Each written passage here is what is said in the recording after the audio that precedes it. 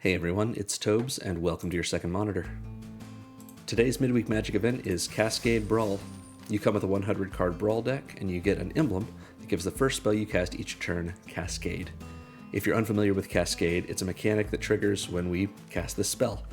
What we'll do is we will exile cards from the top of our library until we hit one with mana value less than that first spell we cast, and then whatever we've cascaded into, we get to cast for free. And then put all the other cards we exiled at the bottom of our library, and at that point, our first spell resolves. So basically, we just get a free extra spell, as long as there is something in our deck that is another spell with mana value less than the one we cast, the first each turn. So I started thinking about this, and I wondered how the room enchantments from Duskmourn interact with Cascade, and as it turns out, they don't interact very well. When split cards like rooms are in our hand, our graveyard, or most relevantly, our library, their mana value is equal to the combined mana value of both halves of the split card, which are called doors in this case. That means we can't cascade into a room or one of its doors unless the spell that caused us to cascade has a mana value higher than both doors combined, and even then, only one of the doors would come in unlocked. So it's not really what we would hope. But it seemed like a fun use of the Cascade emblem, being able to have a whole deck full of split cards, so I built the deck anyway.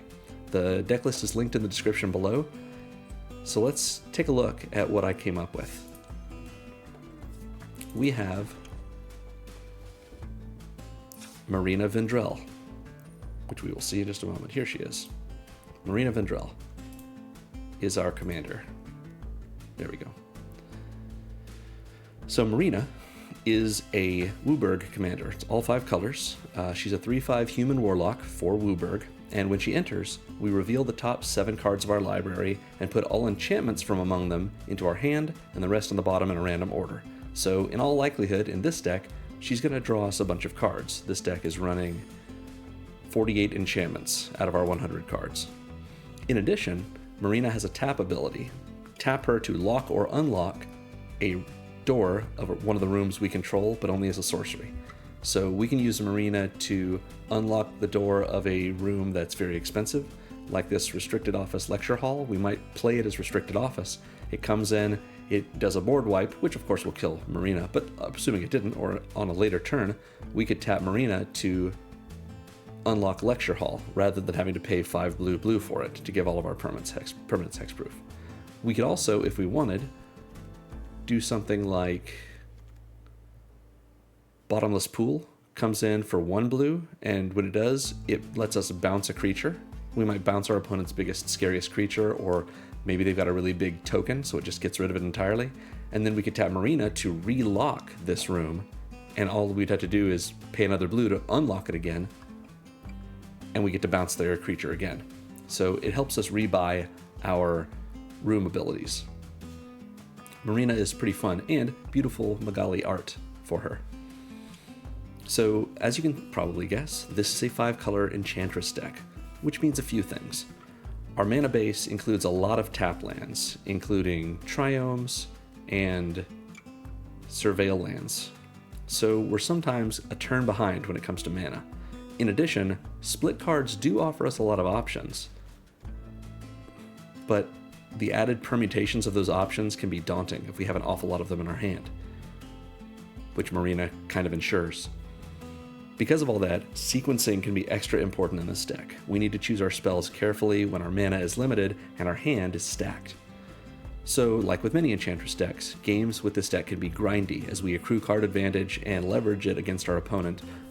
Like I mentioned, we have ways to rebuy our unlock triggers with Marina and a few other cards, and our removal takes advantage of our Eerie and Constellation triggers, all of the triggers that happen when an enchantment enters the battlefield, or with Eerie, when a door becomes unlocked. Our goal is to keep our opponents on the back foot while we flood the board with value, which will win us the game in the long run. So, all that said, let's get to it. Choose Marina, and away we go.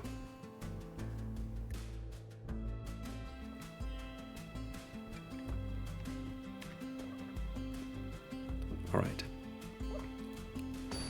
Don't get a chance to read the Final Fantasy fiction before we had to face Phineas, Ace Archer. Phineas is a Selesnya creature. 2/2 Vigilance Reach. When he attacks, put a 1/1 counter on each other creature that's a rabbit. That if you have a lot of power, draw a card. That seems okay, and this is fine.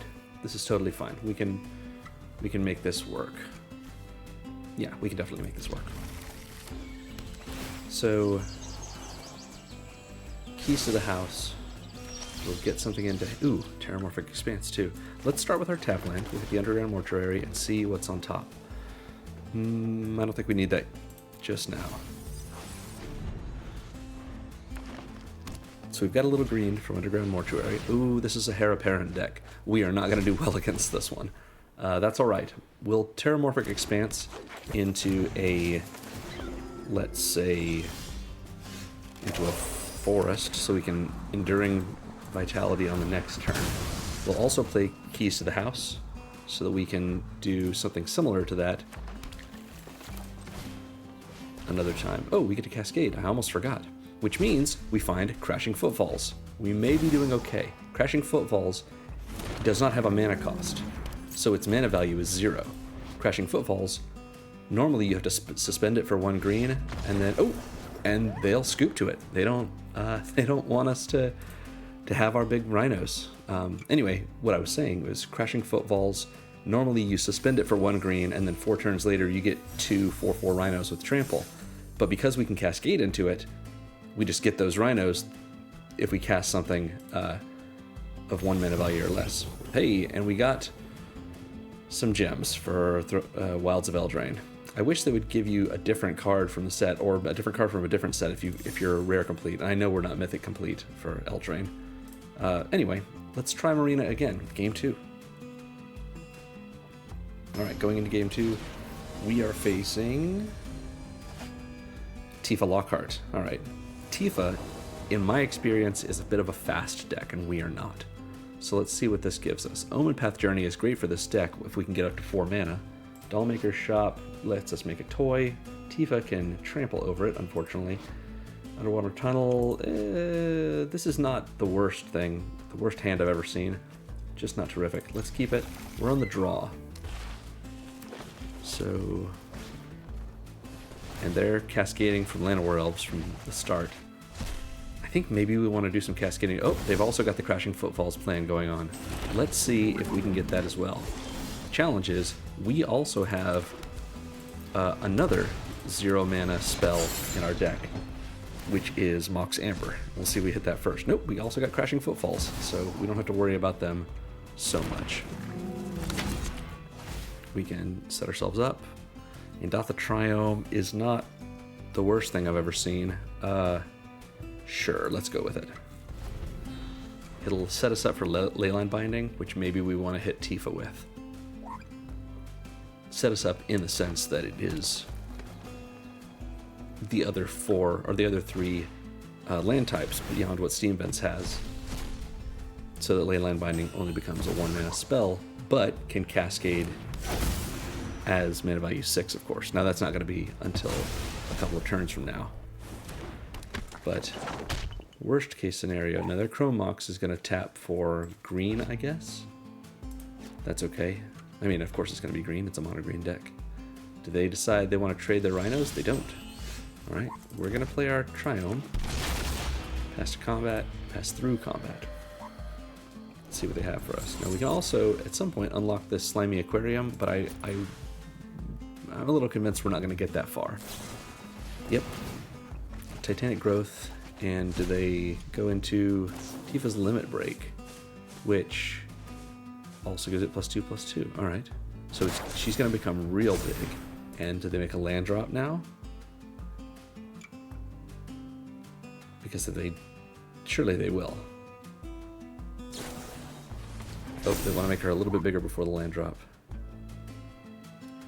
That way my rhinos can't kill her. Okay. That's pretty huge. Yeah. Alright. Well, Tifa attacks for 20. They say good game, but... or I believe they said good game. But I don't know that the game is quite over yet. Maybe it is. It might just be. We're going to Lush Portico and take a gander at what we have here. It's Annie joins up. I sure can play that next turn, and it's not terrible to do so. I would prefer some mana, but sure, let's keep it up there for now. We're going to see if they try and give Tifa any other protection before they make her big. We can take the one from the Llanowar Elves. Of course, they might have a pump spell they want to hit the Elves with too, and then that could kill us. But at least this way, we'll be able to Leyline Binding Tifa, Cascade into something. It's Annie joins up. We're going to actually use Annie joins up on Tifa, which kills her, and that's fine. And we'll be able to Leyline Binding the Elves. Or I guess we could get the Chrome Mox.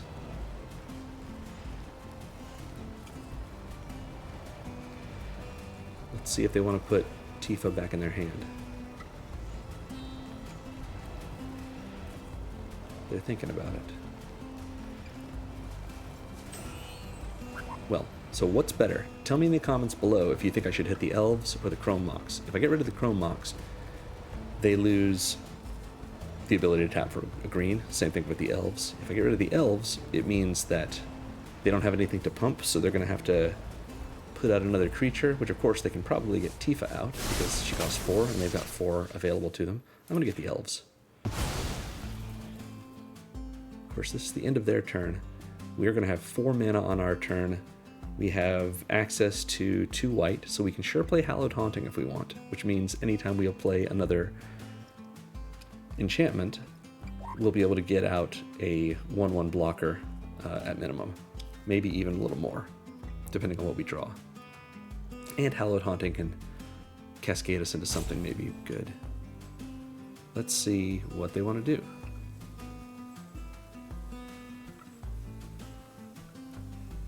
Yeah, I don't love a mono green deck where the commander has trample and doubles its power. Yep, we got Tifa back. So the likelihood that we're going to... Okay, they'll have to actually equip that to Tifa if they use it, so I'm not so worried about the Skyclave Pickaxe. I would... Oh man, I sure would like something that's another removal spell, but I just don't have one. And Hallowed Haunting is not necessarily going to help us here. But we're going to go for it. No guts, no glory. Maybe we'll hit a creature that can block, or a removal spell. We've got a removal spell, that's so great. Well, we're going to Banishing Light Tifa to hurt their ability to bring her back out very soon. Just playing the control game. Assuming we don't draw another land on our next turn, and nothing else crazy comes out on theirs, we will drop the Savai Triome and Omen Path Journey to ensure that at the end of the turn we'll have a land in our on the battlefield for us. Omen Path Journey, if you haven't seen it, we look for 5 land cards with different names, put them under this, and at the beginning of our end step, one of those at random comes onto the battlefield tapped for us. It is pretty fun.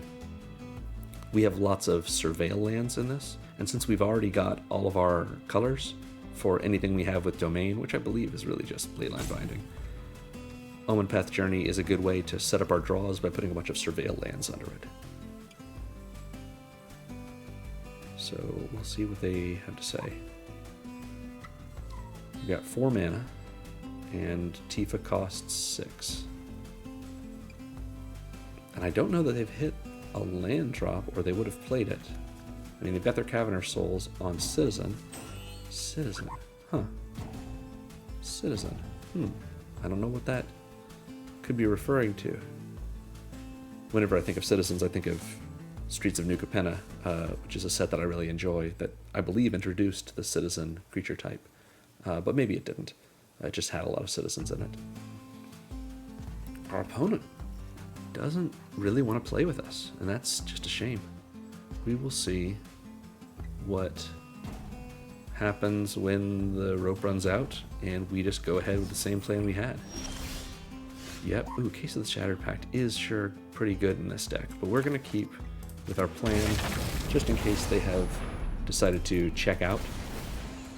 We'll make our token, we'll get keys to the house. It's a 1-drop, but that's fine. We'll go to our end step, and we'll search for some surveil lands. Just grab whichever ones we can find. Hedge Maze, Meticulous Archive, Thundering Falls, doesn't really matter that much.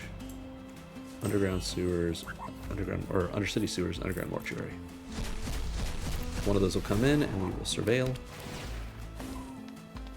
Jukai Naturalist sounds just fine to me. I think we can keep building up before we play Marina. But I also think that they have logged out of the game. Either they've disconnected or they're just not with us.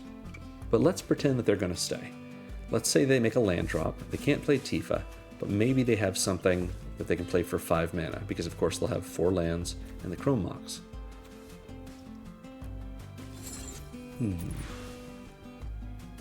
I think we just really scared them with the Leyline Binding. And we got very lucky cascading into our Annie joins up, of course. Well, I guess we surveilled that to the top, but we saw that it was there. They didn't have an additional pump spell to be able to stop us.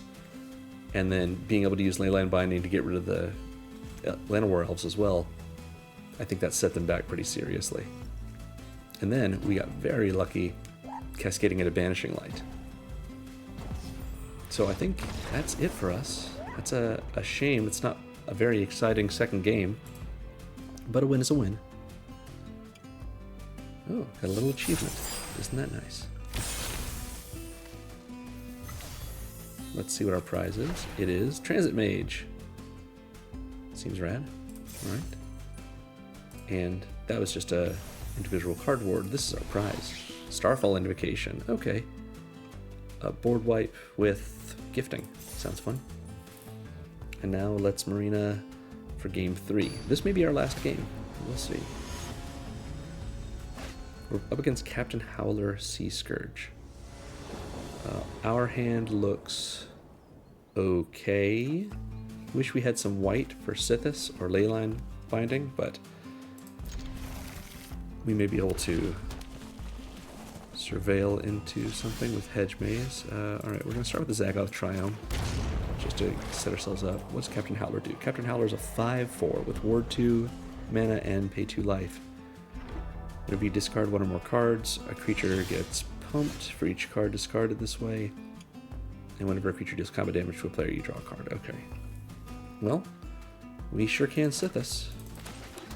So let's do it. Sithis is such an incredible card, and we can use her to cascade into its Crashing Footfalls. I'll take it. Now, I don't know how many people are aware of the Crashing Footfalls trick. I assume most Brawl players are, but we'll see. I mean, if they take out Sithis, that's the smart play, but having 8 mana or 8 power in trampling creatures on the battlefield is pretty intimidating. Ooh, and they get a Cathartic Reunion. So what's great about Cascade is you get to cast something for free, but if it has an additional cost, you still have to pay that cost. So they'll have to discard 2 cards in order to get their 3 cards. That seems like it would have been really good if Captain Howler did. Well, we have a command tower. What are we missing here? Mountains. Roaring Furnace can kill breaches. And I think that's our play. Let's do that. Play this. Roaring Furnace. When you unlock this door, this room deals damage equal to the number of cards in your hand to target creature and opponent controls. So first, we're going to set this trigger to gain a life and draw another card. Okay, we've got another Triumph. And then we will cascade into Keys to the House. Maybe we'll even use Keys to the House, but we've got lots of land in hand. We're going to hit Breaches. Seems good. We've got the mana to cast Leyline Binding if we need to. Oh, and that's it for us. They don't like it. Cascading Footfalls, it just does work. So normally this is where I would end my videos. I typically just play through Midweek Magic and we're done. But we've only been going for a little while. I think that, I don't know, a 10-minute video is just not that much fun. So let's play a few more. This is a fun event. Oh, we got Torgal, a Fine Hound from the Final Fantasy set as our card style, our last prize. So we're going to keep playing with Marina. So I built this Brawl deck not to be one of the one of the decks that just is here to take advantage of this event. Oh, we've got Quintorius. Oh, we got Discover and Cascade. This is gonna be a tough one for us. This we can do something with this. Sanctum Weaver makes me want to keep this. We'll see if it is worth doing. We got our Triumph. What do we want for our other mana? Probably blue? That seems good. Yeah.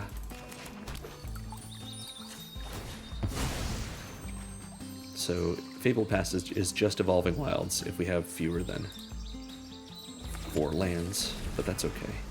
So now we have all but our mountains. And hopefully we can draw something else, and hopefully it comes in untapped. Stonebinder's familiar. When one more card you put into exile during your turn, put a counter on this creature only once per turn. Yeah, so we can get slightly bigger. And they cascaded into Fairy Guide Mother and decided... Oh, I guess they cascaded into nothing. Alright. Well, we've got our Crashing Footfalls here. That's a shame. And we didn't draw a land. Well, we're going to Sanctum Weaver. We will cascade into something. Maybe it'll be our Swords to Plowshares. Sure. It's free. Might as well.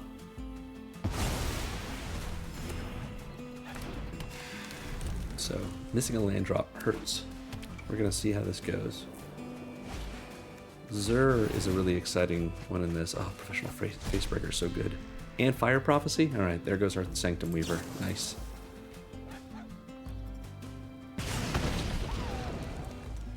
So we've got a lot of cool options here, if we have the mana for them.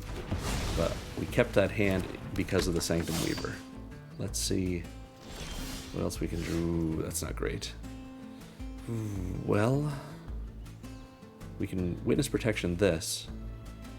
I feel like that's a smart play. Yeah, just the treasure makes things rough on us. So, yeah, okay. Witness Protection on the Professional Facebreaker. It's a 1-mana spell, so we're going to cascade into our only other 0-mana spell, which is Mox Amber. So that won't do anything for us until we have a legendary creature or planeswalker out. And then we'll go ahead and suspend Crashing Footfalls. Eventually we'll get to it, maybe. But at least they're now a legitimate business person. No longer a human warrior, probably criminal. May be able to... I mean, it's not going to do too much to us. Shepherd of the Flock. If they're going to... Oh, they're going to usher to safety to get it back. Which at least tempos them down. But they get Showdown of the Scalds. So until the end of their next turn, they can play an awful lot of cards. And we just can't draw a land. Let's Surveil, and maybe we can get a little bit of land. Don't get anything off of this Cascade trigger, unfortunately.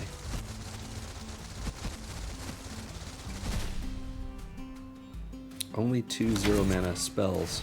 Didn't think that was going to be so dangerous. Wow. And he joins up. We're not going to get to you. And Undercity Sewers, being a tap land, does not feel good. Whenever you cast a spell this turn, put a 1/1 counter on a creature you control. So they're not going to get anything from that first trigger. Because when they cast the spell, even if it's a creature spell, the creature, of course, is still on the stack. So next turn, and the turn after that, I don't think we're gonna make it here. Yeah, Stomp into Faithless Looting. Maybe they can find themselves some more red mana, because I think they are, I wouldn't say stuck on it, but maybe they'll play the Shepherd of the Flock. I'm not entirely sure why they didn't play it already. Maybe they just want more things in exile. With Bones Crusher Giant going into exile after Stomp. They threw away a Plains and a Make Your Mark. We've got some Quintorius themed Lorehold stuff going on here. We're getting closer to our Crashing Footfalls. Let's see. Man, it slows me down so much. Yeah, I hate to do it. Goodbye, Path. Maybe we'll get lucky next turn. This just This will let us manifest Dread so we can block something. If we have one more land, we just need to draw into it. We can play Zur next turn, or Estrid's Invocation, if we really wanted to scry again. Oh, there's the Facebreaker, and we're going to Cascade, and the Shepherd's going to get a counter. Cascade into Tempered in Solitude. Whenever a creature you control attacks alone, exile the top card of your library, you can play it this turn. Alright. And because of that Cascade, Showdown with the Scalds triggered a second time. So maybe they're going to try and trigger it yet again. Oh. Yeah, making their stuff big. We are not going to catch up with them. Demonic Ruckus. Okay. Well, we can watch them have a good time and enjoy seeing... Oh, they're not gonna play that. Enjoy seeing how they beat us.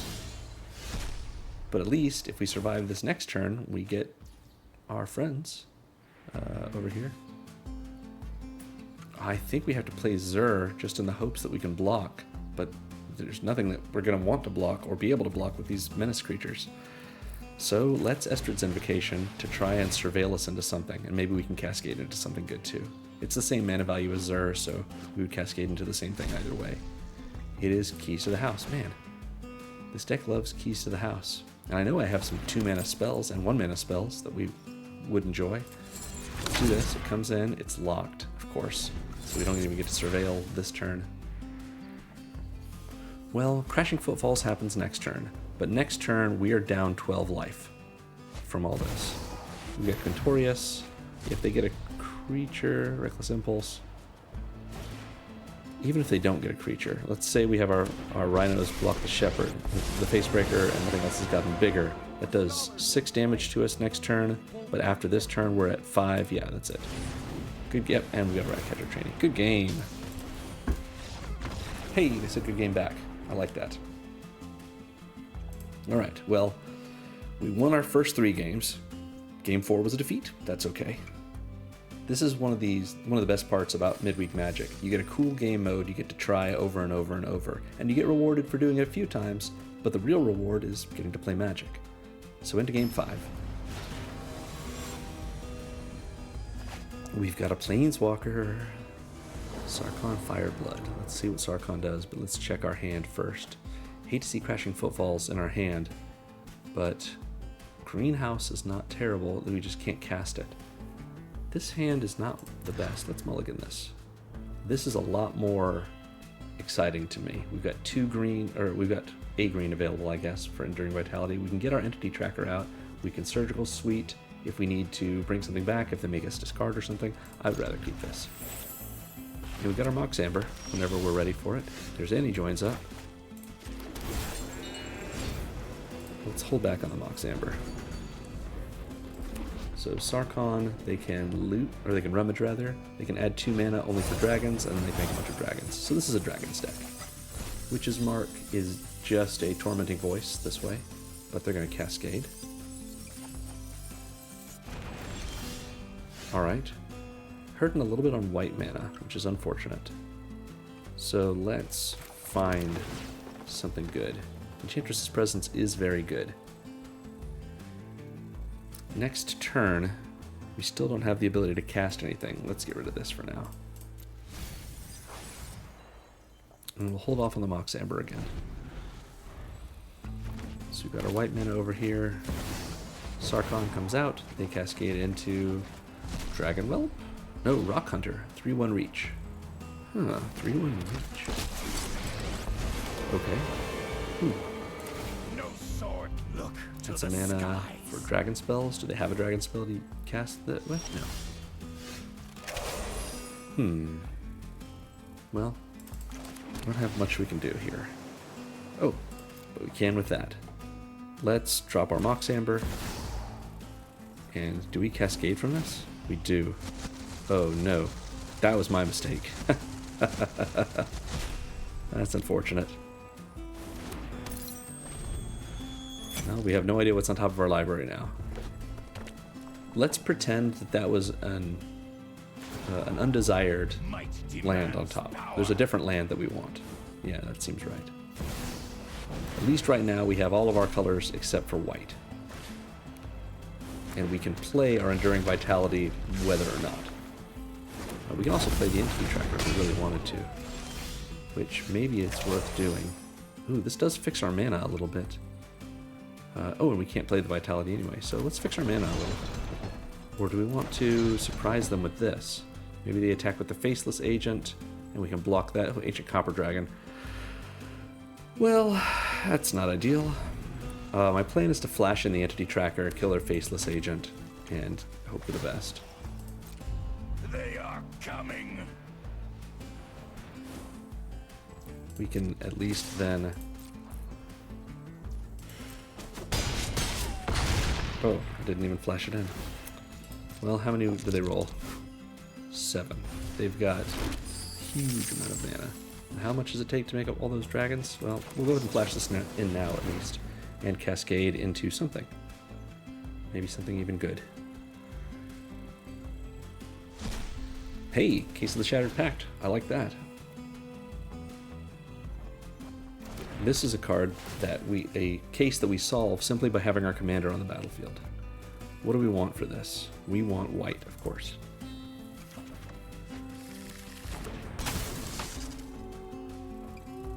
Which lets us play Vanishing Light. We will cascade into an up the beanstalk. That's not nothing. Draw ourselves a couple of cards. Get some land. That's good. Underwater Tunnel lets us surveil. We are going to get rid of this Copper Dragon. What do they have?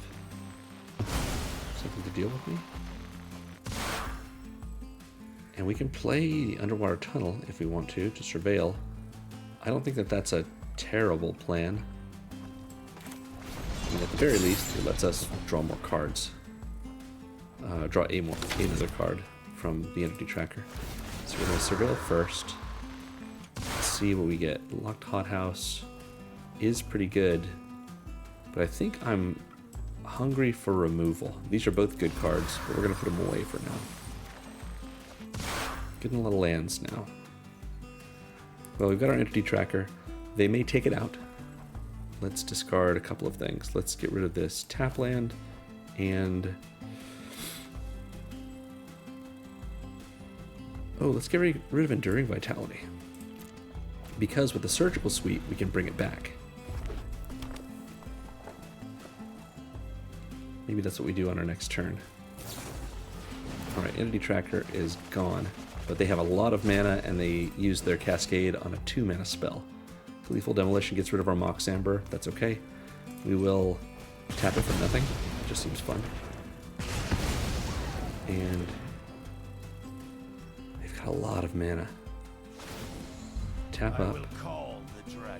That's 13 mana. What are they going to cast? Bloodline Pretender to make their dragons bigger, presumably.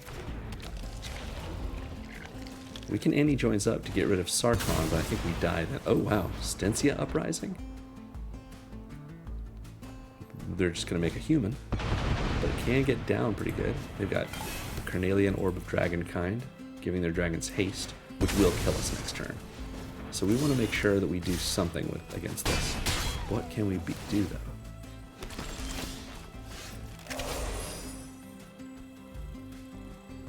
If only we could flash that in. Well, we need untapped mana, and we don't want to spend our life to do it. We could get back the Entity Tracker if we want, but we really probably want to get back Enduring Vitality with Surgical Suite. Wish that we could Annie Joins Up in addition, but that doesn't save us. And they've definitely got lethal on board, unless we do this. But I guess we've got the mana for it. Oh no, it's only one creature. Well, it's one creature. Let's get rid of this Rock Hunter. Cascade into an Optimistic Scavenger. Well, that'll become bigger from this. At least there's that. At least it's a 2/2. I don't mind trading it, I suppose. And then there's this. Then we will... Oh, nope. Gotta click the right one. Surgical Suite. Return Let's have this trigger first. Our Enduring Vitality to the battlefield, which we can also pump up. So now we have a 4-4 and a 3-3. Sarkhan is probably going to ultimate, or maybe they have a dragon in hand that they've been holding off on so they can give it haste. Maybe not. Nope, we just got 4 dragons we got to deal with. Behold! They will replay Sarkhan, presumably. These are all 5/5s. They're going to cascade with Sarkhan. Yeah, this is a... They're going off. Hey, Fearsome Whelp. It wasn't a dragon whelp, but we did get to see a whelp, and it is a dragon. And it has haste. It's not ideal. Do you lust? That has reach now? Not sure why, Come to me. but it does. Will they attack with everything? Just those? Huh. That's kind of okay with me. I will double block to kill this. I think they're focused on that. That's alright, at least we have one thing out of the way. Now I don't have a plan for what happens now. Oh, there we go. Good game. Wasn't even looking at Fiend Lash. Alright. Is Fiend Lash even a card in paper? Does it do this in paper? I know they redid a lot of the Baldur's Gate cards. Anyway, well, we've got 2 losses there. Maybe we can get another win. Now then we're on game 6. We'll see what we can see.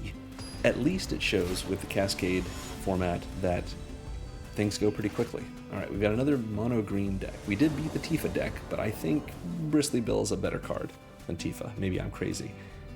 In the comments, let me know if I'm crazy or if you're on my side that Bristly Bill is better than Tifa. We're going to start with a Lush Portico. It draws us cards. I don't think we're going to need it. The plan is to get out our Sanctum Weaver, and then the next turn to Buried in the Garden, whatever they've pulled. Ooh, maybe not the Sanctum Weaver. Maybe instead Arcane Signet. That's pretty good too. Sanctum Weaver might be better, but also vulnerable to... What are we casting? I don't know what it's asking us to cast. We'll say yes and not get it. Don't really know what that was. Okay. Cascade into nothing. That's Bristly Bill. They'll cascade into maybe a Land Worlds. Maybe, oh, this Chocobo. That Chocobo's good.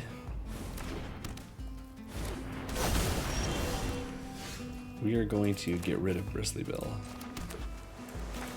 with Buried in the Garden on our island.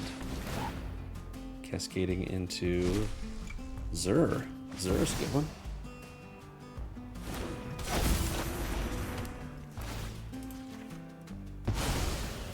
Take out Bill. That's pretty good. They will put it back in the command zone. Seems alright with me. We're close to being able to Leyline Binding, and now we have 5 mana.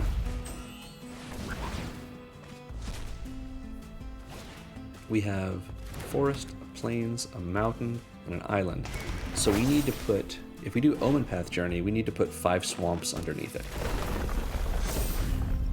They don't have any more mana. They've Weatherseed treated to find themselves in another land. Okay, we've got another temple garden. Right, we've got a temple garden. Let's...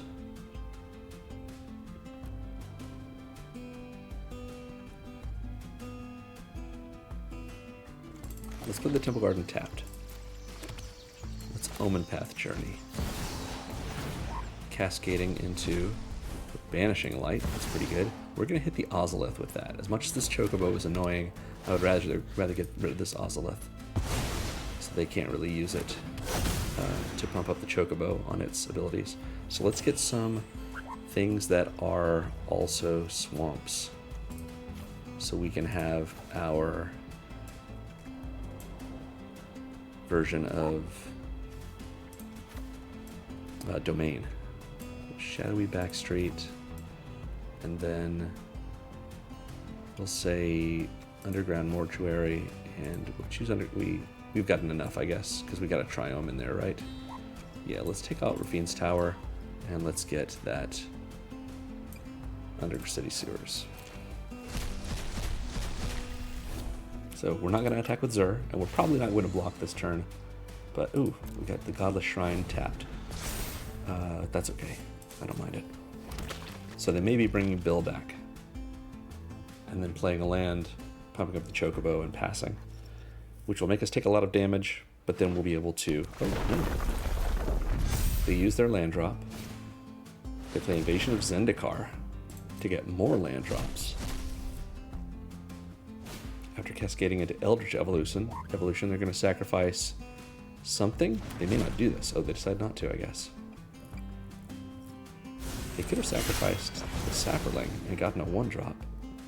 Or does Eldritch Evolution do 2 cards? Maybe. We'll see it, yeah. Or 2 mana value higher is what I meant to say. Let's Leyline Binding and cascade into something hopefully big. No, it's a Swords to Plowshares. We will decline. There's no reason to waste it on a Sapperling at this point, I think. And we can just get rid of this Chocobo. Alright. We are going to fix our mana. Find Unable to Scream and decline that. No reason to use it now. And then we'll play Sanctum Weaver. And we'll get ourselves an underwater tunnel and see what's up next. Because I think Annie Joins Up is alright. Mothlight Processionist is pretty fun. Let's keep these. We might be able to use Annie Joins Up if we need it. And if we don't need it, that's alright too. We get Arandatha Triumph. That's great. We didn't need a certain veil anyway. So they've got a 2/2 with Trample. They might have ways to pump it up. This seems like a deck that would have some counter synergies. I think we're about ready to get Marina out, though. We can't get her out now and then do Annie Joins Up unless we use the Sanctum Weaver to do so, and maybe even then. So they've got an Ascendant Pack Leader because they got Bristly Bill. If they play something, play some land, I do want to get rid of Bristly Bill. And having Annie Joins Up out when Marina enters is pretty good. We saddle the Tumblewag for some reason. Beginning of combat, put a 1/1 counter on target creature. We do that with the Tumblewag. And then that's all they can do with it. Alright. Let's Annie Joins Up. Cascade into our Mothlight Processionist, giving our enchantment spells Convoke. It's pretty good. We're going to do 5 damage to Bristly Bill to get rid of him again. And then Mothlight Processionist is going to put another Mothlight Processionist in our hand every time we trigger Eerie. So they've got to decide if they want to put Bristly Bill back in the command zone. They may be upset about it. Let's find out. Oop. Not too upset, at least. We will put another one out. Let's... This is an Eerie trigger?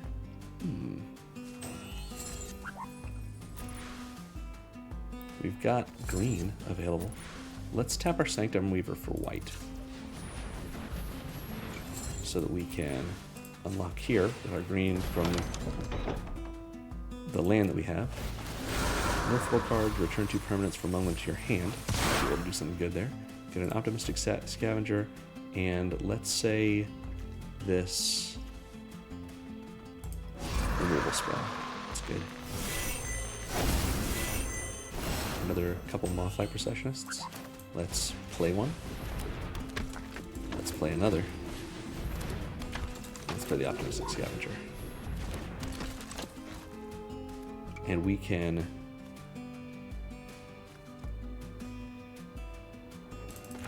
meat locker here with blue since Multi-Processionist is giving us Convoke. Let's tap down the Tumblewag with a stun counter. Let's put a 1/1 counter on our Sanctum Weaver, because as an enchantment creature, Zero is giving it Hexproof and Death Touch and Lifelink. Let's attack in. I think we're feeling okay now. Alright, we're going to have to discard these Multi-Processionists. Let's do our Surveil into another land. That's okay with me, because we can certainly Marina out next turn and draw probably a bunch of cards. In case it's not clear, Multi-Processionist says our enchantment spells have Convoke, and whenever we cast an enchantment, or rather whenever an enchantment enters or we unlock a room, we put another Multi-Processionist into our hand, but we have to discard it during the end step. So it gives us plenty of things that we can use to convoke things out. Ooh, Cityscape Leveler. Alright, they can blow up something. It's going to be the Leyline Binding, so they get their Chocobo back. We get a Power Stone, which is not going to be super helpful to us, but that's okay. They cascade into a Garruk's Uprising and draw a card off of it. So we got a Cityscape Leveler. We'll see if we can do something to stop that, because it does blow up our non-land permanents every time it attacks as well. And of course it's an 8/8 trample. That's not ideal. So they're saddling their Tumblewag, which they make their Cityscape Leveler bigger. That seems okay. Let's play Marina and Cascade for 5 into Imprisoned in the Moon. That's not terrible. Cityscape Leveler, and they scoop. Yeah, we get rid of their Leveler and they are done. So, like I mentioned, I guess it took 6 games to show this off. The deck grinds its way to victory. Oh, another achievement. That's alright. We are at 24 minutes. I say we do a 7th game and see if we can be positive on wins at the end of the video. So we'll give this another shot. Game 7, we're up against Arabella. I think we're going to lose this one. Red-white aggro is not our best matchup. Although this isn't terrible. This is not terrible. We're going to try it. We're going to start with the Zagoth Triumph. It's very slow. They're going to celebrate that. We will follow it up. We've got Arabella out. We may be able to defend ourselves with the Crashing Footfalls if we cascade into that off of Keys to the House. But we're just going to have to see. Since we can't play anything else this turn, let's do the Ketria Triome. Keys to the House. Hopefully we hit Crashing Footfalls instead of Mox Amber. We did. Awesome. We are protecting ourselves for now. Hopefully they don't scoop to this. Of course, I haven't played against Arabella in a while. Attacks deals X damage to each opponent, and you gain each life, but that's the number of creatures, power 2 or less. Okay. So unless they've got some pump or some direct damage, they're probably not going to attack with Arabella, but they might. I was saying I haven't played against Arabella in a while. I don't remember how exactly her decks go, or the Arabella decks go. Ooh, Guildgate. It's a Heir Apparent deck. Okay. Well, we've got another one of these then. Guide of Souls is absolutely going to get out of hand. Especially in this deck. Huh. My plan was to play Enduring Vitality. But maybe Banishing Light on the Guide of Souls is the right choice.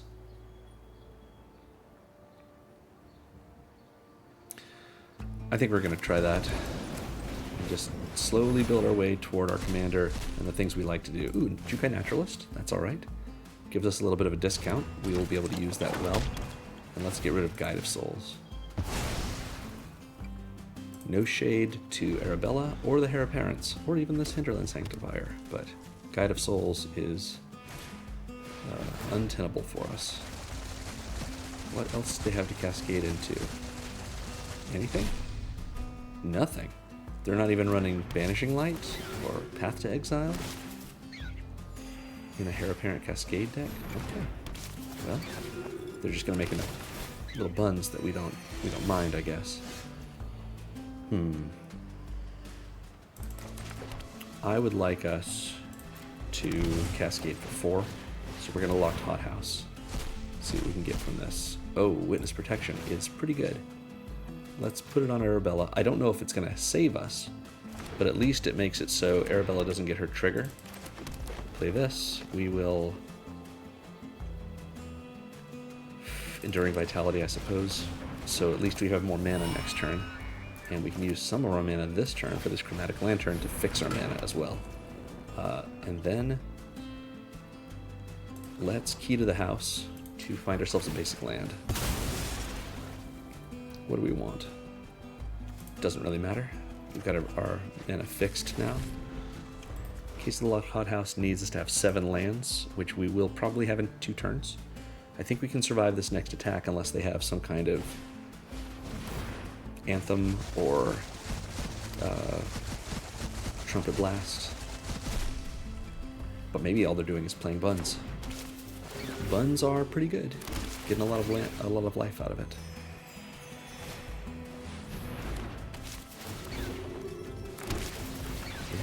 Yeah. Ooh, and just attacking with Arabella.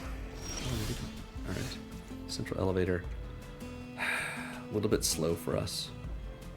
I think we'll play this island, and we will Marina. Let's Cascade for 5. Hope to find something good. We get up the Beanstalk. That's not terrible.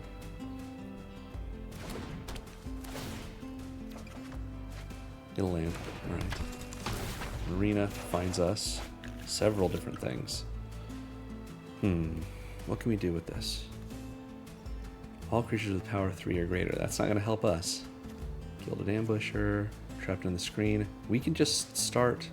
What do we have? A few mana available? We can just start doing a few things. Alright. Shadowy Backstreet. See what's next. Dollmaker's Shop. Not going to help us against this thing.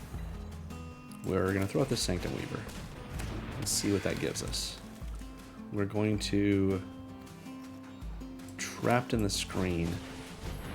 Just to get rid of one of these. Heir Apparents? Is that the right play? Or do we get rid of the Sanctifier? I think we get rid of the Heir Apparent. Just to slow them down a small amount. We also have Leyline Binding, and we have... I don't really want to play Gilded Ambusher. Even though it's not terrible. It's a shame. We're going to do the crazy play. Let's start building toward our rooms. I don't think we're going to last long enough to make it happen, but we have 1 mana up, and we can flash out Leyline Binding if we need to. Next turn, we get Archon of Sun's Grace, which will give us tokens, and those tokens will have lifelink. So Archon of Sun's Grace, we will have plenty of mana to get things after it. Tunnel Grinder. Discard any number and draw that many +1. They cascade into a Heir Apparent. Get all the triggers.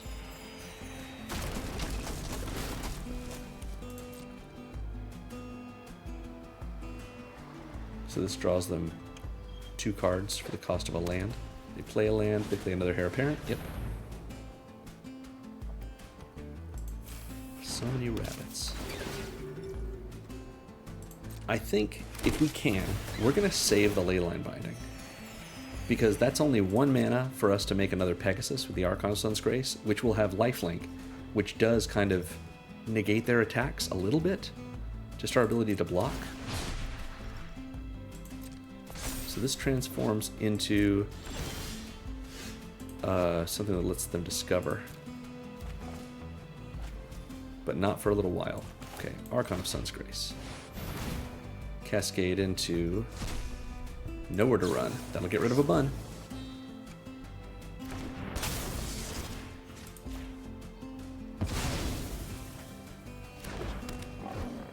Alright, we need to play this smart. We have 2, 3, 4 mana, and then we can tap for mana. We don't want to do this too much. Let's Smoky Lounge, which does nothing for us now, except it does make Pegasus. Let's Gilded Ambusher, which will make us another Pegasus. We don't have any creatures in here, so we don't want a Surgical Suite. Do we pay 3 for this?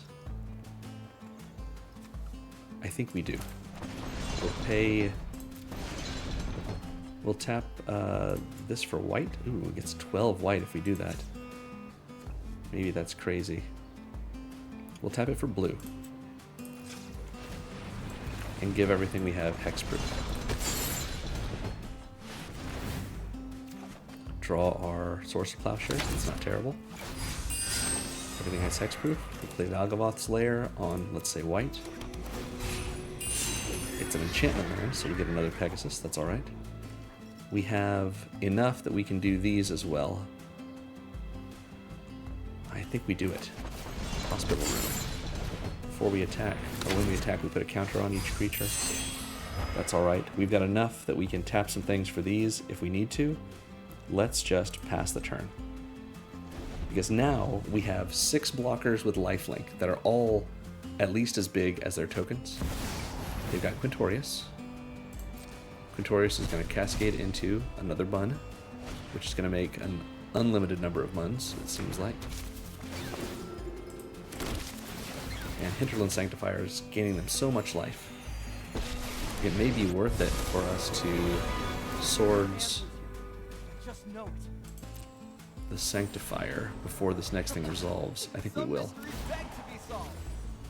Swords the Sanctifier.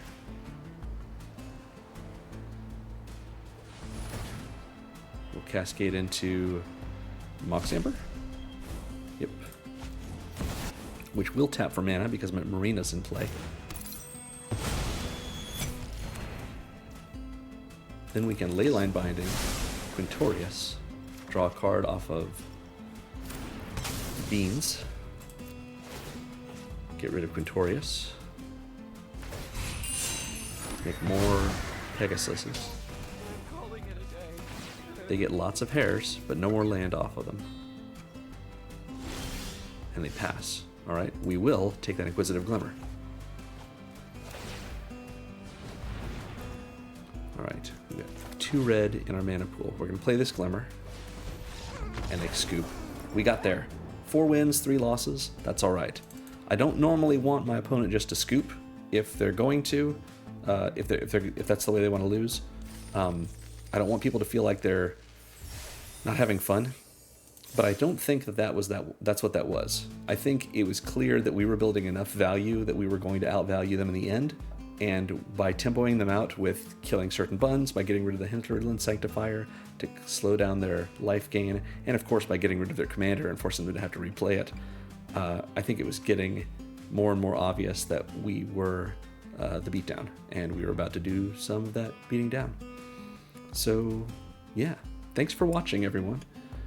If you like what you've seen, feel free to check out last week's Midweek Magic video, where I built a Brawl deck out of Squall, Seed Mercenary from the Final Fantasy set. Be sure to like and subscribe, and remember, magic is fun. You should play more Magic.